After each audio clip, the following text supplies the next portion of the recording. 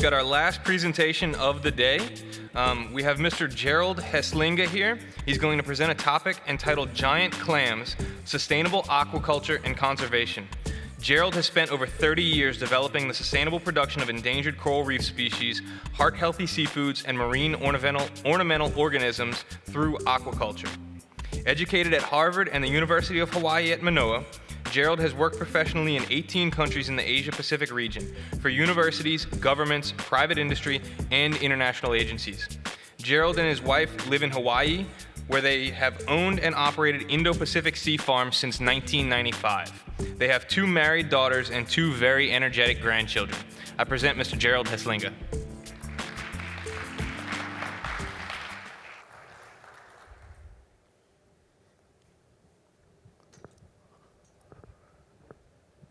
Thank you. Okay. Here we go. That's the first slide. Well, thank you all for coming. I really appreciate you taking your time. Thank you for the support. And thanks for having me. Thanks to the Bayou Reef Keepers for setting up this wonderful event. I'm a farmer. I grow stuff and I sell stuff. And today I want to share some of my experiences in doing that, starting with a family member. His name is Bobo, Siberian Husky. He's a watchdog at our farm in Hawaii. He's looking after the place in my absence, and he's a wonderful, sociable dog if he knows you. If he doesn't know you, proceed at your own risk. He has a couple of notches in his collar. I'll leave it at that. And this is a very special occasion for me because today, for the first time in an event like this, I have 3 generations present in the audience. Myself, our younger daughter Lisa, and our grandson Aries, who is 6 and now a big first grader. So if you see a little guy running around, he's a VIP. And I'd like to introduce him at the end as the future owner of our company, Indo-Pacific Sea Farms. We like to keep it in the family. So I've been asked to talk about sustainable aquaculture as applied to giant clams. And I'm setting my timer right now, excuse me.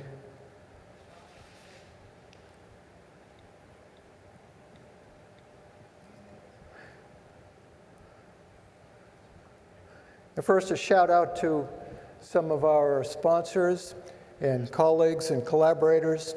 If I run out of things to say, which is highly unlikely, you might at the end ask me what exactly I did at the Woods Hole Oceanographic Institute, what I did for Rolex or the National Geographic Institute or the IMAX crew or any of these other agencies. Most recently, I'm associated with NELHA.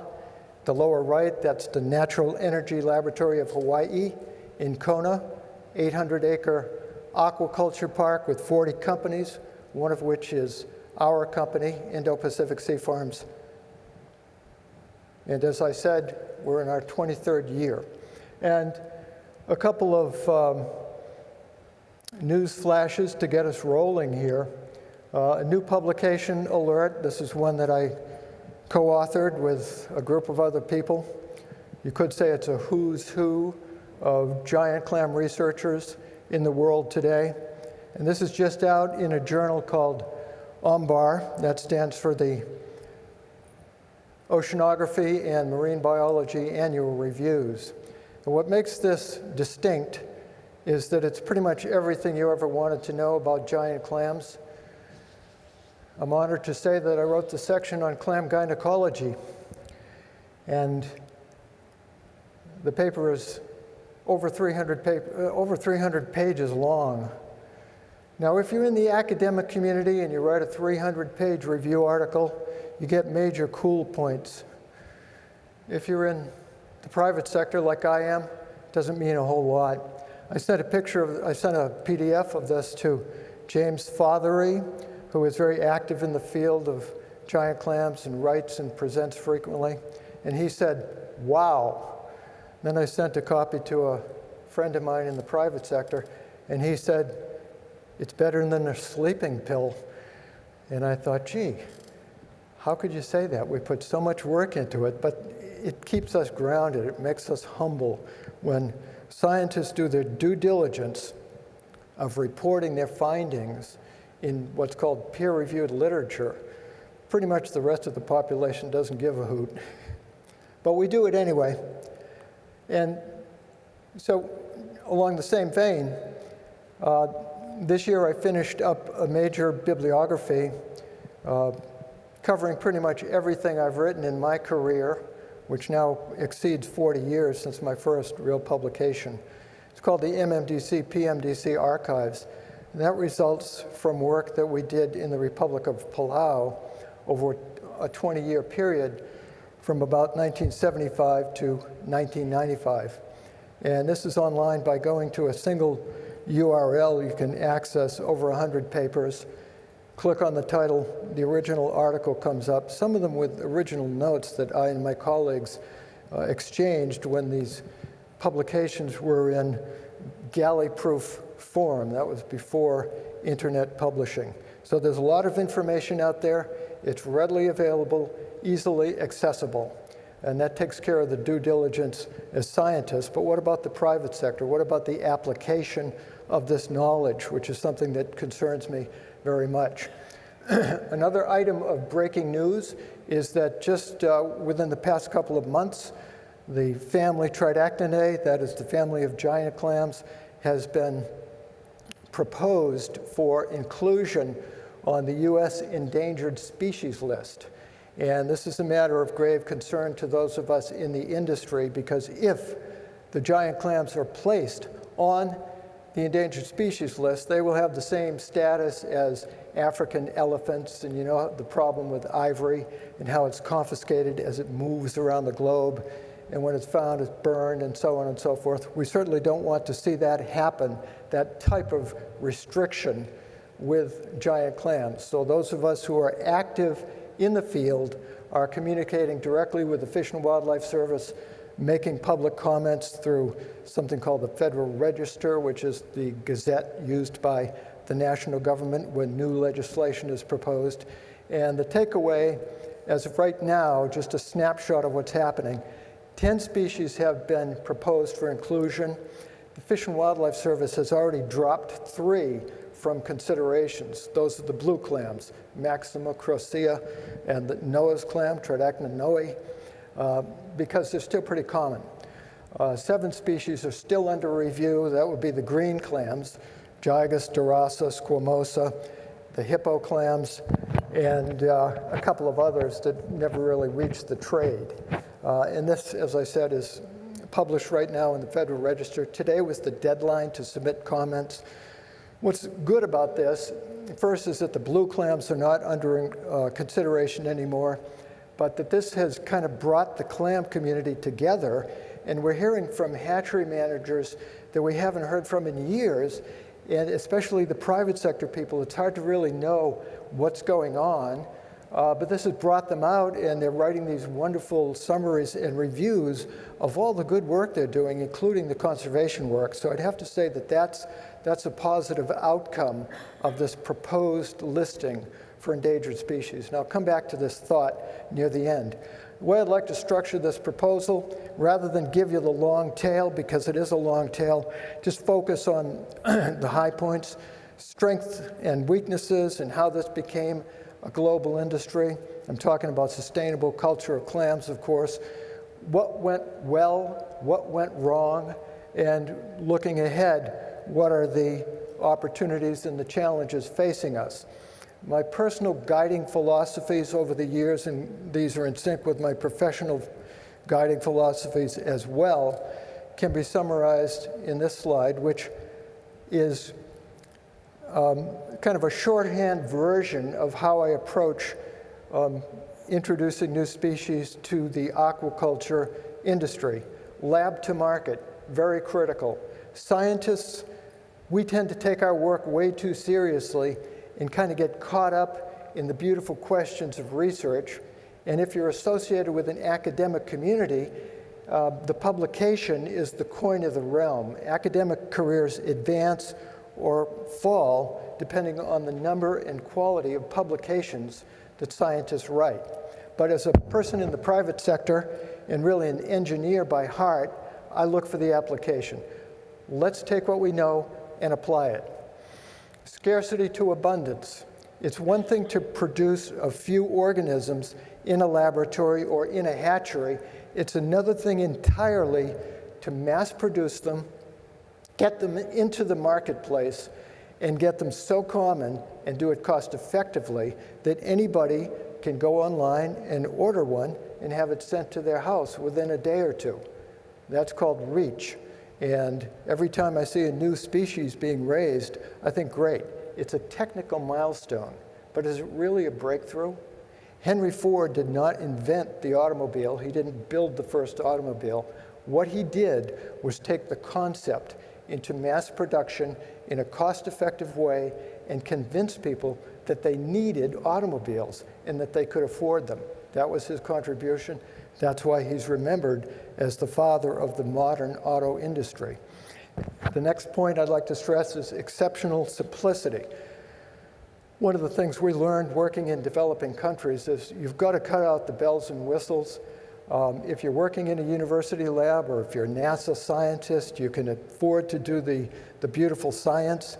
Sometimes in a developing country situation, you don't have that luxury. You have to develop a system all at once. You can't do it in a piecemeal approach. So while the scientific method is sometimes our friend, at other times it's a real constraint. And you just have to kind of toss it out the window and say, what works? Find out what works, and then reverse engineer the process and do the science later. Another key concept is domestication. Domestication is when we take an organism and reproduce it through multiple generations, and we achieve independence from the wild stock. It's one thing to go and take wild organisms and produce a first generation. Those are called F1s.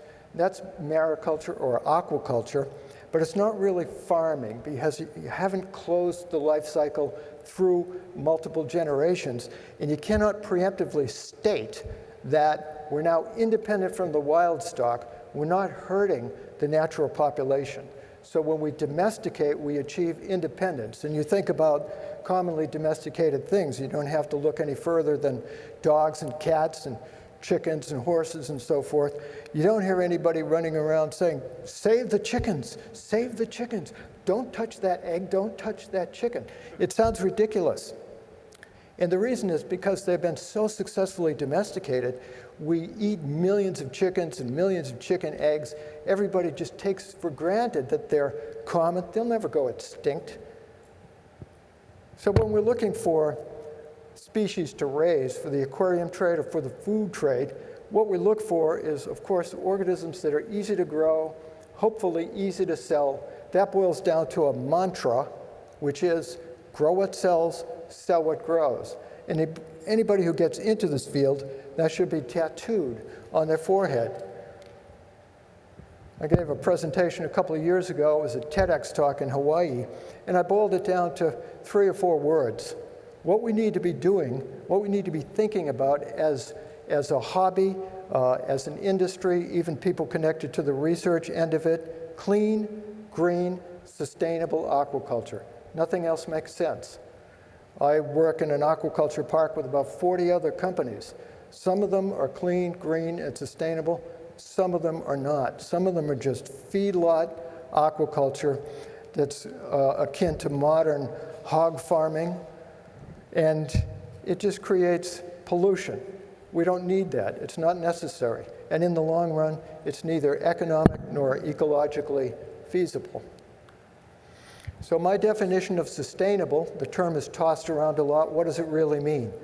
I say to be sustainable, a process needs to be technically feasible, economically viable. It has to pay because the money can't come from thin air. And granting agencies get what's called donor fatigue. They'll support a project for a while, then they'll give up. They'll turn their attention from the clams to the whales or the turtles or the seals. So it has to pay for itself. key concept. Politically and socially acceptable. We can't be doing things that tick people off. You can't be working in an environment where your neighbors resent your presence. So social acceptance is very important. Political acceptance, very important, because you can't fight City Hall, especially if you're a small company with limited resources. City Hall has all the time in the world, and some of them are diabolical or even Kafkaesque, meaning that they seem to exist just to drive people crazy and destroy their lives, and sometimes they do. So we have to develop techniques to counteract City Hall. That's the subject of another lecture. Environmentally benign, of course we want what we're doing to be environmentally friendly. We don't want to pollute. So if we said, what's the ideal mariculture animal? Something that doesn't move. People who grow fish have to deal with 3 dimensions. Dealing with clams, 2-dimension. Major advantage. Easy to breed. We can say that now because we've worked out the kinks. When we started in 1974, it wasn't easy to breed. What if we had an organism that didn't need to be fed? Now there's a major advantage for farmers. Think of an animal that doesn't need to be fed, very few. Think of an animal that does not produce waste products. Now we're really shooting for the moon. What if it is a net consumer of nitrogen, phosphorus, and CO2? Those are plant-like characteristics, and we find them in the giant clams. Finally, of course, when you get around to selling something, you want to be able to produce a product quickly, get it into the marketplace, produce more, and move on. So clams offer a number of advantages, ranging from the big species at the top, Tridacnogygos and Durasa, to the blue clams, Squamosa and Crocea, and the green clams, including, the blue clams would be Maxima and Crocea, and the green clams would be Hippopus and Squamosa. Those are the ones that are of most interest to the trade. There are about 12 species now in the family. There will be more because the taxonomists are always busy when a new industry pops up. They look around and say, how can we get involved? And they're very active, so expect more clam species. They are found now in about 50 countries of the 200 or so countries on the planet. In a word, they're rare, but that term needs to be qualified in some cases. And of course, they have this wonderful wrinkle, which is symbiotic relationship with microscopic algae called zooxanthellae. As a whole, the family is in trouble and has been for some time, simply because they're good to eat and easy to harvest. These are some friends harvesting one of the Tridacnogygos out on Oolong Reef in the Republic of Palau many years ago. They're good to eat, they're accessible, pretty defenseless. If you have the right tools, you can catch a lot of clams. And it's an interesting aside that archaeologists have found that for over 100,000 years, coastal people in the Indo-Pacific have been harvesting giant clams. This is way, way back. Tribes moving out of Africa along the banks of the Red Sea were harvesting clams and throwing the shells in a pile into things that archaeologists call middens, shell middens. Now they can go in and measure the shells and find out, in this case, that even way back then, the clams are over-harvested, judging by the diminishing size of clams as you get to the top of the pile. So what's surprising is not that they're rare. What surprises me is that we have any left at all. Then superimposed on that, you have problems relating to piracy. Various countries in the surrounding the South China Sea and in the Pacific Islands have been harvesting clams for a long time. There are laws and regulations in effect. Sometimes they are laws in name only. You have piracy, you have corruption. For example, a fish boat with tons of clam mussel in the hold will be busted and hauled into the dock in a country. And the first thing the fish boat captain does, or the owner of the boat, is try to bribe the chief. This goes on all the time. That's the way business is done. And part of my job in the 80s and 90s was to serve as a state's witness in the Republic of Palau. So I faced off in court against these, in most cases, Taiwanese fish boat captains and fish boat owners. And I had to go onto the boats, into the freezer hold, under the hostile gaze of the fishing crew, because when a boat is confiscated, they just put it in the harbor and let the crew stay on the boat. And so I had to go in and measure the clams and weigh the clam meat and find out how many thousands of clams they had killed on that particular trip. And it was quite disheartening. So when we ask about the global status of clams, you can't really distill it to a single word. It depends on the species, it depends on the country, it depends on the reef. So if we say, are they threatened, endangered, or extinct? The answer is they're all of the above. So my beginnings go back to the 70s, but there were Japanese scientists working in the Republic of Palau as early as the 30s, before World War II, and they did succeed in spawning some of the clams. They figured out how to use gonad as an inducer because it contains hormones that induce other clams to spawn. No success in producing babies. That came later in Fiji and Guam in the mid-70s. I was fortunate to be working in Guam in 74 and 75 when a young guy named Steve Jameson was doing his master's thesis, and I was helping him with the field work and the lab work. It wasn't until the very late 70s and early 80s that we achieved reliable mass production in the Republic of Palau, and that kind of opened up the floodgates in terms of interest and funding. And for the next 15 years or so, it seemed like anybody who wrote a proposal dealing with clams got the money. I sure did.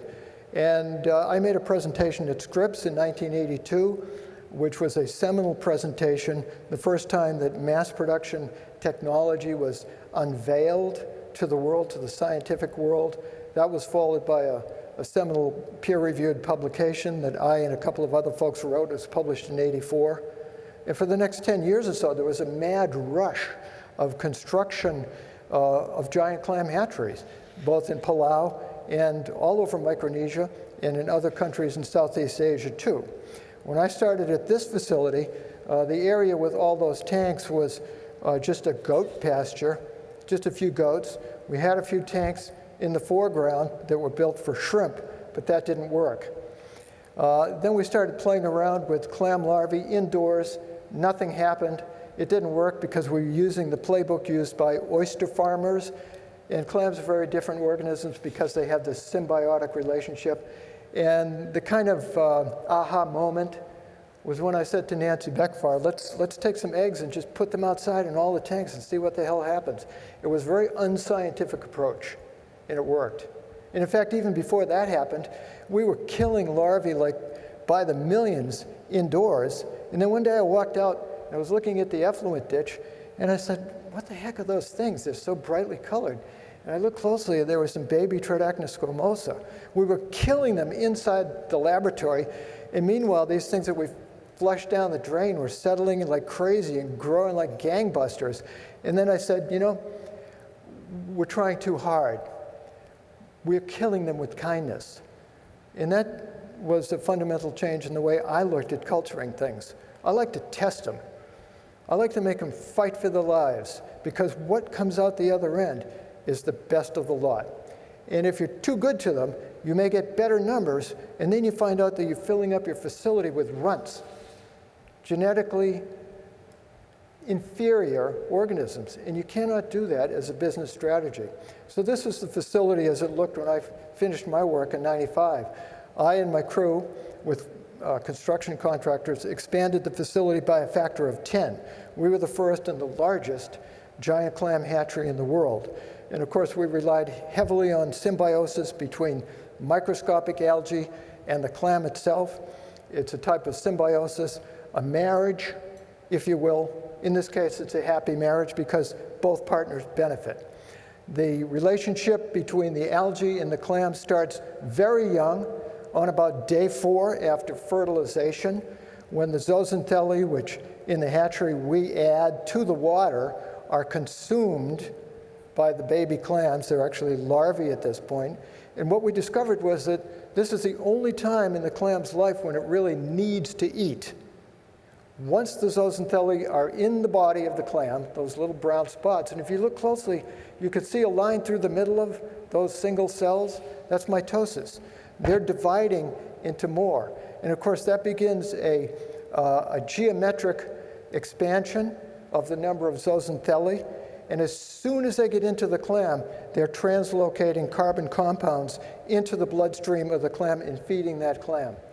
And we found that adding food just makes a mess of things, and there's no real reason to do it. The end result, of course, is this mantle of a beautiful captive-bred Tridacna maxima. This is what we all like. This was grown at the Marshall Islands hatchery in Majuro. We also figured out that spawning isn't such a big deal. If you know a few tricks, you start with enough broodstock, a couple of dozen broodstock, and you can generally produce on the order of 10 to 100,000 babies at 5 months old. But what we found paradoxically was that the smaller batches did better. We did a batch once with 750,000 babies, about the size of a grain of rice, and I thought, eureka, wow, this is great. Well, we didn't have the space for them. I went down one day and planted 250,000 babies on the reef in cages, and within 2 or 3 days, every single one of them was dead, eaten by predators, too small and too delicate.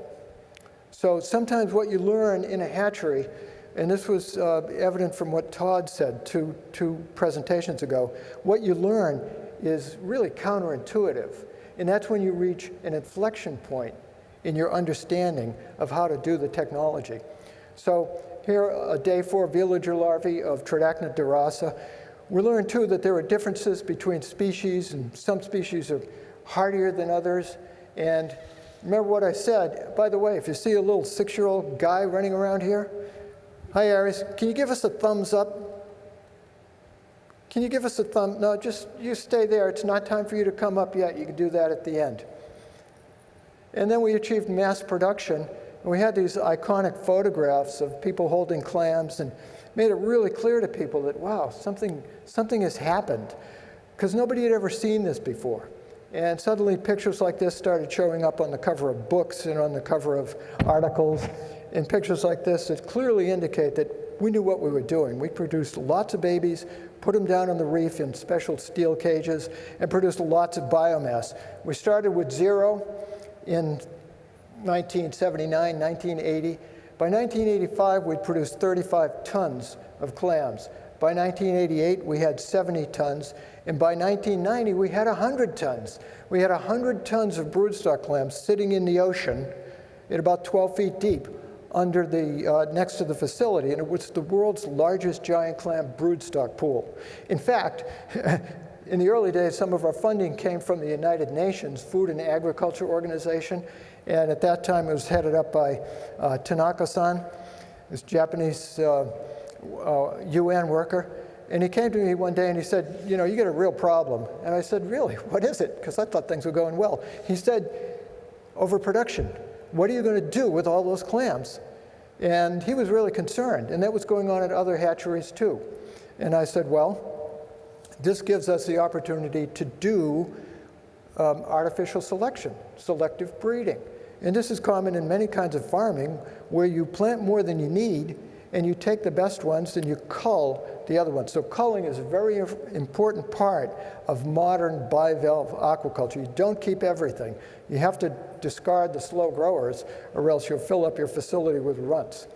And then, in my perspective, what we did was historic, because up until that point, nobody had ever learned how to cultivate, to mass cultivate a photosynthetic food species. We were the first.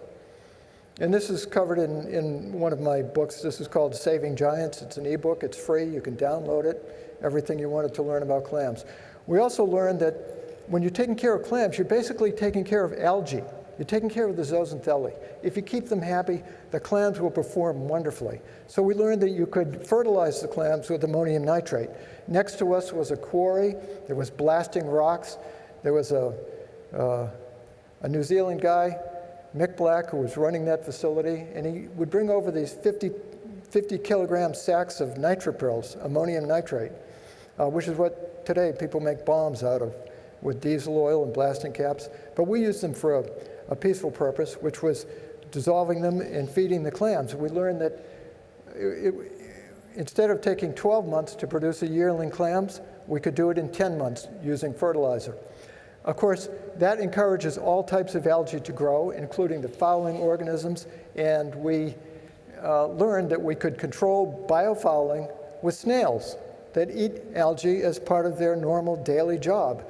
So part of my work as a grad student at the University of Hawaii was raising the larvae of this trochus, this conical red snail, and showing the world what the larvae looked like for the first time.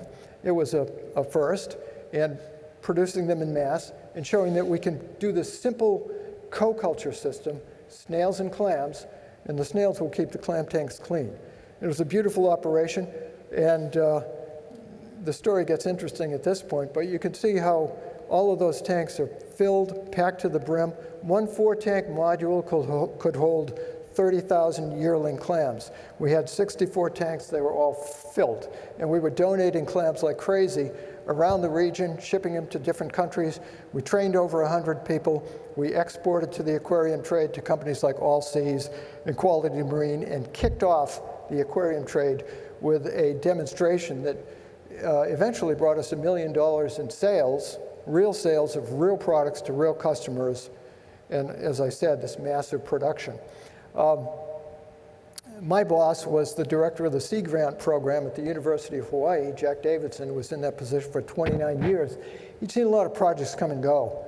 And near the end of my term, he said, MMDC is the major mariculture success story of the Pacific Islands, and he gave me credit for the leadership for that. So it was really one of the best recommendations I ever had, and I thought things were going well, and shortly after that, all the Americans in the country were sacked. The country became independent, and 5 of us working in the resource ministry did not have our contracts renewed. So that's how it goes. That's when we started our company in Hawaii. Now, up until a few months ago, this is what the Palau facility looked like, and now it's under construction. That's gone, and the artist, oops. I'll get to the artist rendering in just a minute, but this is the type of thing you see around the region in the local newspaper. This is the local Palau paper, Tia Palau, clam farming a success, and one of the active clam farmers below that's very actively exporting. You see other articles like this from the other islands as well. So what's underway now is a construction program with donation from the government of Japan, $6.8 million, renovate and expand the MMDC or PMDC facility into a modern mariculture center. My only concern is that the architect's rendering shows a big roof, like a stadium roof over the clam tanks. And that sort of, imagine doing that over a coral tank. You need the light. So I think there may be, you heard it here first. I don't want to put the kibosh on the design, but let's see how that works out. My preference would be to use tropical sunlight for just like on the reef. I mean, when in doubt, look to nature for clues. There's no giant roof over any coral reef that I know of, at least not in nature. So we pioneered the production of blue clams, Maxima and Squamosa, and Crocea, mainly Crocea, which we exported by the thousands to the aquarium trade. This was in the late 80s and early 90s. And we had so many, we just had people wheeling them around in wheelbarrows. Some eye candy, Palau Maxima online.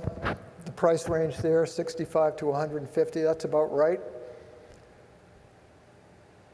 And it's the more recent photograph. These are clams produced by Ken Merib, who's out there now, one of the primary producers. These look to me like Maxima and Squamosa.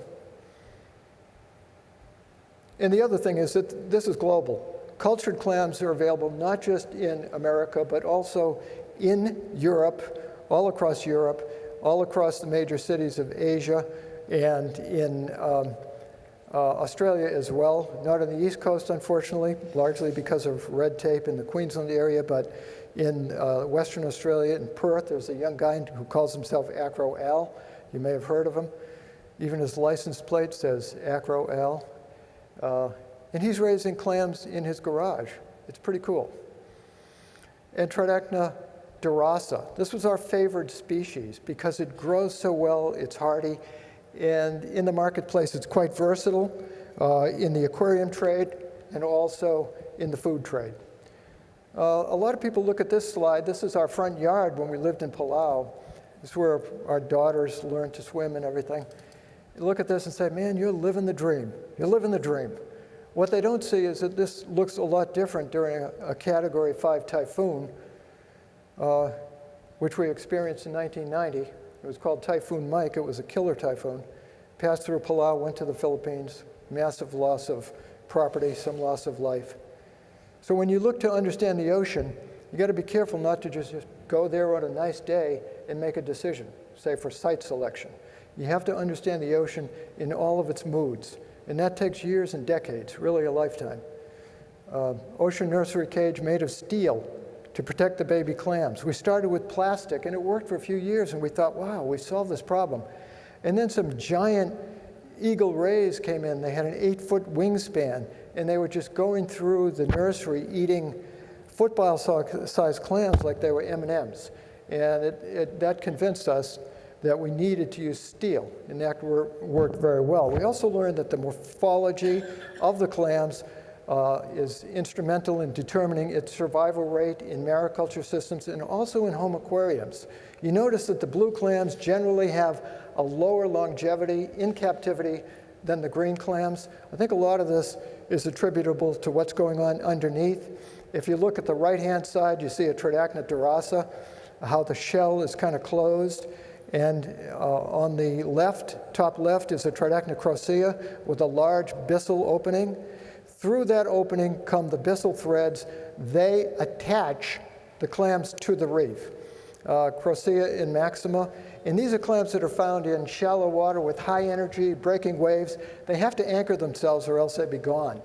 Hippopus apopus, lower left, has a zipper-like byssal opening. And that's a really hardy clam because it doesn't let anything in. So I have a theory that when people buy blue clams for the aquarium trade, if the byssal apparatus has been cut roughly, that clam may be slowly dying from the moment it's harvested. And hippo, we learned to love these little things. They're not that pretty, God love them, but boy, they survive and they grow and they produce meat. They mature in 3 years. And if you're looking for attributes to produce lots of biomass, fast generation time is right at the top of the list. And of course, resistance to predation. And then of course, the beautiful thing about the hippos is that they give you a nice shell that can be sold to tourists. Tourists love to buy them. At one point, we were donating a ton of clams, literally 2,000 pounds, to the various villages or states of Palau. A ton at a time. There's 200 clams in those baskets. That's the governor of Peleliu State at the time. Now, in '45, Americans dropped bombs on Peleliu Island and had a terrible fight there. And then fast forward to the early 90s, we were dropping clams on the reef. So I regarded that as progress. And this is a guy on the right. His name is Ned Howard. He was one of our trainees from the Cook Islands, one of our first trainees. I don't recognize the guy on the left anymore. Remember, that was 30 years ago. So we trained Ned, and we gave him, it's me, in case you can't see the resemblance.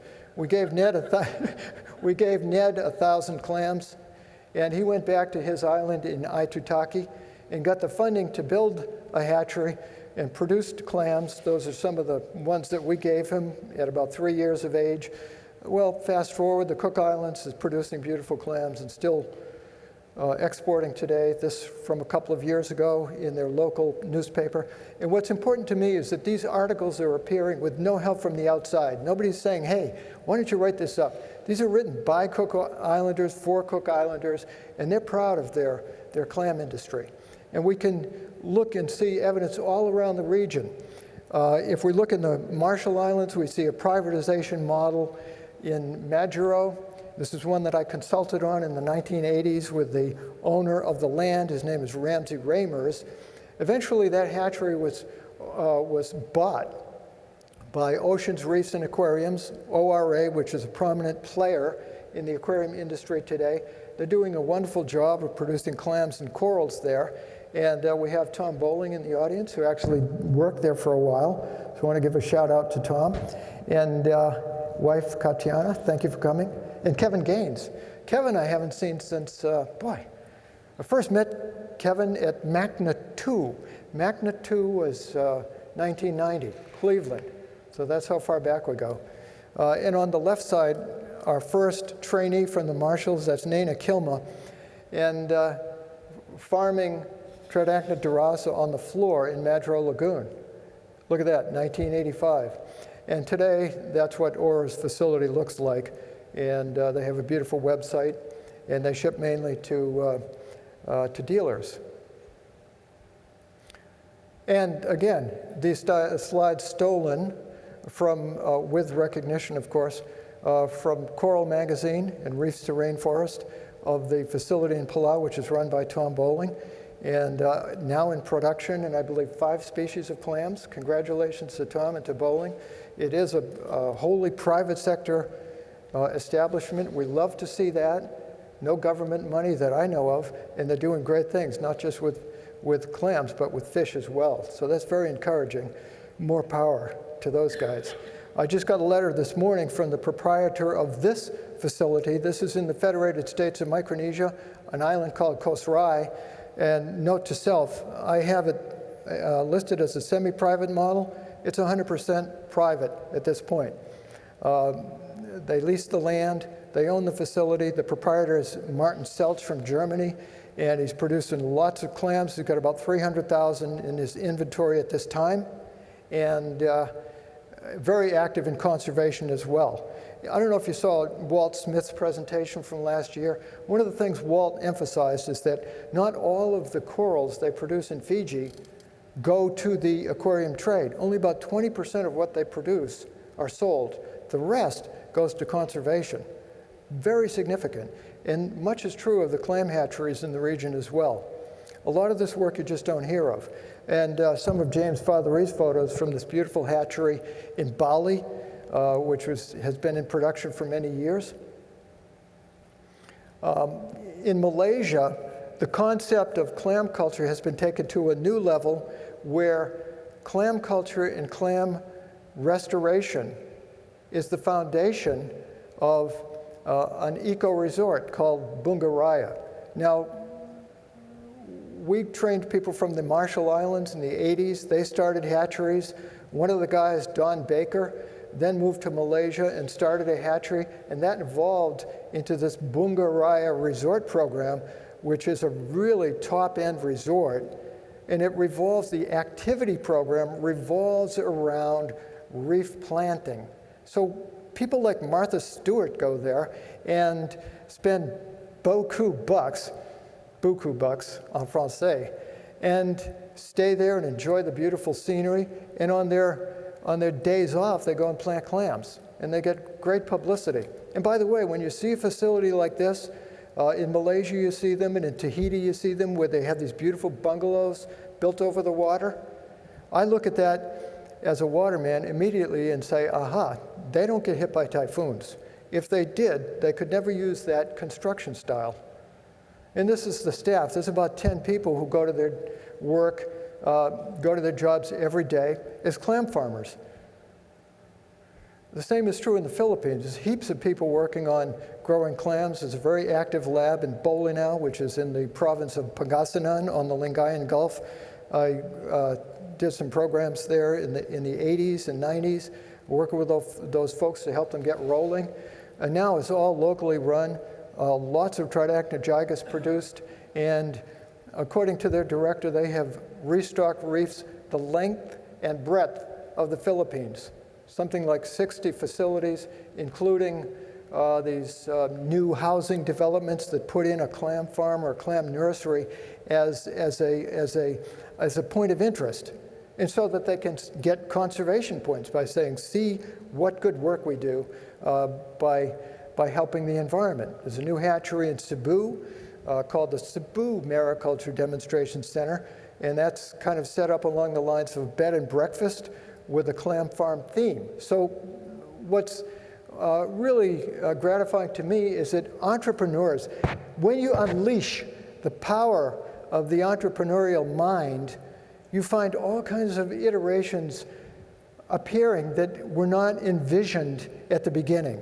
That's why I'm a big fan of entrepreneurial involvement and micro-capitalism, that is people bootstrapping companies, not relying on the government, not relying on grants and gifts and loans, but starting with what they have and building on profits rather than building on debt, which is really dangerous in a risky field. According to Forbes magazine, which is a business magazine, about 8 out of every 10 new businesses in America fail within the first 10 years. Now, in America, we have democracy, we have the rule of law, we have pretty good infrastructure, pretty good digital access. A contract is a contract most of the time, and yet we have this high failure rate of business startups. Imagine in developing countries where some of these things just don't exist. It's even harder. Okay, so getting to the concept of conservation through domestication, one of the main takeaways of this presentation is domestication is a very important word. When people successfully domesticate organisms, plants or organisms, the need to worry about conservation kind of evaporates because we begin to take for granted that we have as many as we need. And I wrote a paper on this 30 years ago. 1987, it was the cover article in a peer-reviewed journal called Bioscience. I wrote it with Bill Fitt, who's a professor at the University of Georgia. We recognized at that time that, look, we should be aiming toward domestication, achieve independence from wild stock ASAP. I was fortunate to win some awards. One was from the Rolex Foundation, which you may have heard of, and it was for a project that I dreamed up called Gene Banks for Giant Clams. We actually established clam hatcheries clear across the Pacific from Micronesia through to Polynesia, and we trained people. We sent them everything they needed and gave them a scuba diving course, tracked the results, and it was quite innovative at the time. Rolex appreciated it. They gave me this watch, which I still wear. That was 1990. It's me on the cover. And just as a personal aside, that was when my wife and I were courting. And we were out to dinner one night, and I just gotten the watch in the mail, and I was wearing it. She said, "Hey, that's new." I said, "Oh, yeah? Yeah, it was a gift." And she said, "Really? Have you had a chance to get it appraised?" And I thought, have I had a chance to get it appraised? All kinds of warning bells should have gone off, but when you're courting, you don't think about those things. It's the last thing on your mind. Now, the watch is worth about $5,000. Don't tell anyone. And we were honored to have a commemorative postage stamp for the project. And it's kind of interesting, that guy in the lower right, that's actually me. It's based on a photograph of me from that era. But when the stamp came out, inexplicably, I had dark curly hair and brown skin. I had metamorphosed into an island person. And I chose to take that as a compliment because a lot of haoles tried to do that and never succeed. And we got heaps of publicity, some of which we wrote ourselves, but mostly it was in the media of the time. Remember, this is pre-internet. There was a time in the early 90s you really couldn't fly across the Pacific without running into some kind of article about the clam farming that was going on in the region. Recapping the benefits: food, local food production, jobs, tourist attraction, export dollars to the aquarium trade. It's clean, it's simple, and local folks can do it. That's a tall list of orders to achieve. And it takes time. And then, of course, in Japanese are crazy about sashimi. We pioneered the shipment of sashimi-grade clam meat from the Republic of Palau into the major seafood markets in Japan. And the Japanese were really thrilled. They had never seen a gaijin. Gaijin is, gai is from the sea. Jin is person. Nihon Jin is the Japanese person. Gaijin is any foreigner. Never seen any foreigner do that with shakogai. I and my crew in Palau were the first. Meat production, it's terrific.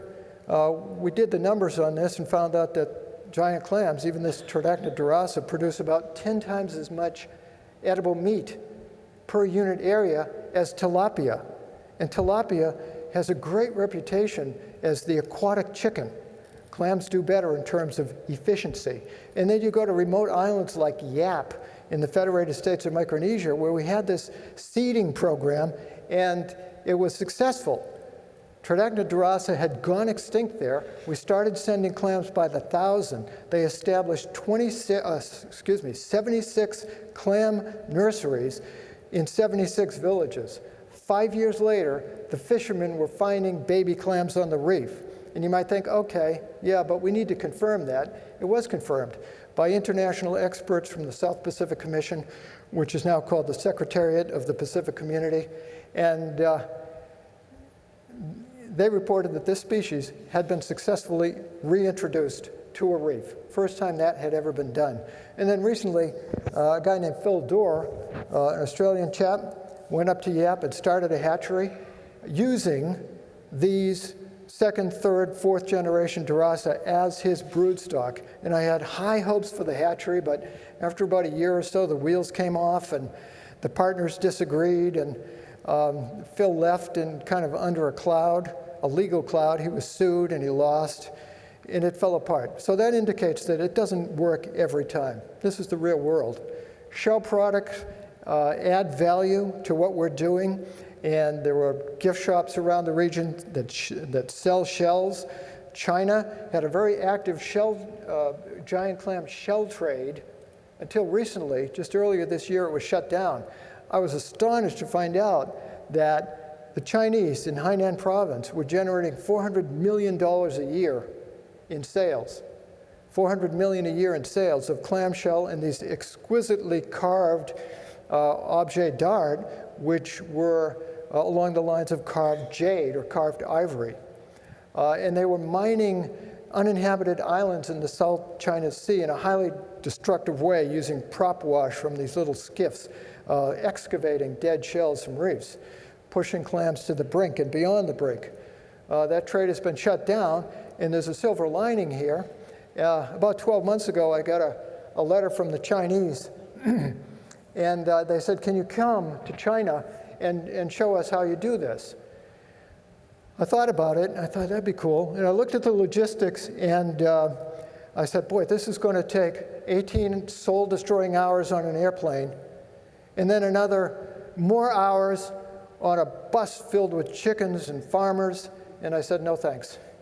But my good friend and former colleague, Rick Braley from Australia, did go, and reports that they're now in production with squamosa. So let's hope, let's be positive and hope that China does good things. Gift shops, we pioneered them in Palau. That's what you do with the shells. You don't let them sit on the ground, you sell them. In '82, we pioneered the mass production of gigas. That's me with my laundry in the background. And what you can say about working in developing countries is, don't expect the Hilton. You're going to expect something that's different. It's just different. And you may learn to prefer that. I know I did. And so we sent some clams to the Waikiki Aquarium, courtesy of Bruce Carlson, who actually physically carried them. And one of them lasted for more than 30 years. Until recently, was the oldest captive bred clam on the planet. And then they had a change of staff, and the new guy said, oh, I have to feed these clams, and we have to put some shade in there. Within a few months, it was dead. So it was a change of protocol, kind of a sad story, but the clam lives on in cyberspace. I talked about it in my TED Talk. Even a big clam, when it's dead, it's still a tourist attraction. That's our older daughter, Olivia. And that little guy that you can kind of see in the background, that's Obi Orak. He was one of our early colleagues, and I made countless dives with Obi, and he was a dedicated worker. And then recently we got the message that Obi had died in a diving accident. Went out spearfishing one night, never came back. 40 years of progress, summarized in a number of publications, including this recent one from Coral Magazine, thanks to Matt Peterson and his crew. And again, emphasizing it's very important to document all of this, and that's one of the spreads that Matt Peterson did, kind of summarizing our work. I did an ebook that was reviewed by Reef Builders. Thanks to Jake Adams for that. The ebook is free. Jake said it's a wealth of knowledge and so on. And I urge you to download that to your device and give it a read. Now, I went back, when I do a presentation, I do some research and find out what's new out there. And last count, I had 44 success stories in the Indo-Pacific region from 28 countries where people had succeeded in producing clams. They're not all still in production now, but many of them are. And every one that's marked with an asterisk indicates that there's a new hatchery there. So this is a dynamic and changing field. If you were in a space capsule looking down on the Earth and all the clam hatcheries had red roofs, you'd see something like this. It's becoming global. And again, it's standing the test of time. More than 30 years now in production, no signs of slowing down, and a model here that we developed in Palau that withstood a Category 5 super typhoon. Waves were coming over the seawall. We lost about 10% of our stock, but it didn't put us out of business. Fiji, good news coming out of there, a hatchery that we worked on in the 80s. Replanting, very common around the region. Here's a group of folks planting clams around the resort in Palau, the Palau Pacific Resort. Room rates, in case you're going, $400 a night, $375 last time I looked.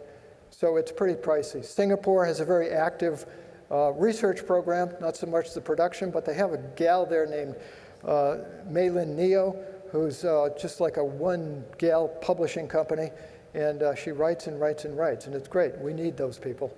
Acro Al in Australia, producing clams in his garage. If you're a young person interested in aquariums and marine science, not sure what to do, take a page from Acro Al. Generational success in the Watson family. The gentleman on the far right, Billy Watson, I knew when he was a bump in his mom's tummy because his dad, Tom Watson, was working with us at the MMDC, and Tom in the early years and then later, and then his son Billy, who is now working with Biota, so there's some transfer of information there. Watson Mariculture, how would you like to go to your clam farm in this setting every day? Quite a few hatcheries have gone down. Solomon Islands had a beautiful hatchery. It went down in the middle of a tribal war. The so-called ethnic tension was a full-blown war. 200 dead, 20,000 homeless. Even Australian peacemakers were dying over there. At one point, Australia had lost more people in the Solomons than in Afghanistan. So there is conflict in this region, make no mistake about it. And when you are involved in so many countries, you really will see the good, the bad, and the ugly. It's not all Hollywood. Challenges, security, right at the top of the list. Farming concentrates wealth. That carries consequences. People want to see you succeed for the most part, but there will be some who want you to fail out of jealousy or just mean-spiritedness. They're out there. Unreliable public utilities, language and cultural barriers, corruption, I touched on that, diseases. I had dengue fever twice, and they say the third time it kills you. So I'm on borrowed time. The ocean environment carries many risks, and when you've been at it as long as I have, you think about it and you think, man, I've lost about a dozen friends and colleagues in the line of duty, not in war, but in marine biology. How long can you keep dodging the bullets? And then regulatory issues are always in the forefront.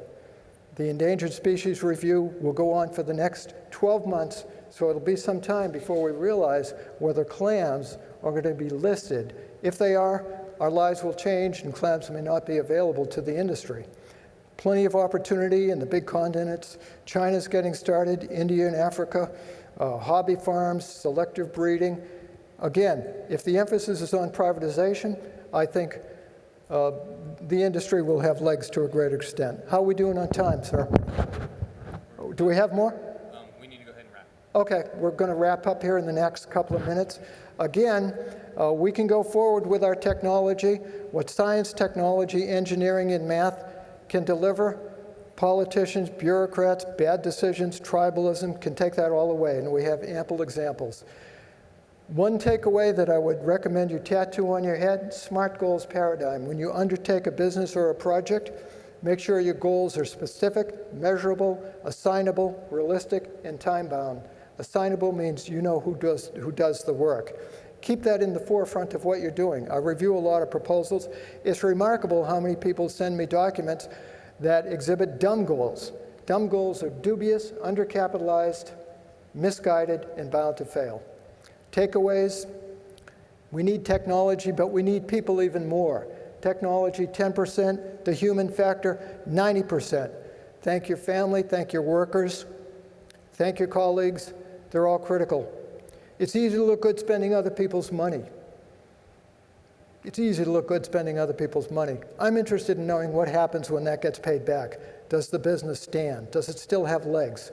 Nothing happens until you go into the marketplace. And finally, advice from one of America's most famous philosophers. What old people say you cannot do, you try and find that you can. Anyone know who said that? What old people say you cannot do, you try and find that you can. It was Henry David Thoreau. And this one I wish was original. It's not. The marketplace is the ultimate BS detector. You can say anything you want on your Facebook page. The customers will find out if it's real. And finally, to wrap this up, my definition of a real breakthrough. It's when pioneering technology inspires sustainable global impact. And I hope I've convinced you that that's what we've done with clams. We've come a long way. Clam aquaculture is here to stay. And as members of the reefing community, by purchasing captive bred, you can help that process survive and thrive. Why bother with a sustainable future? That's a no-brainer. Let's leave a world that's better than the one we inhabit. At the very least, let's do no harm. This is part of my family, and I want to ask my grandson, Aries, you see Mommy and Daddy there? Come on up, please. Come up on stage with me. You can come up now. Okay. Well, I think he's, oh no, here it comes.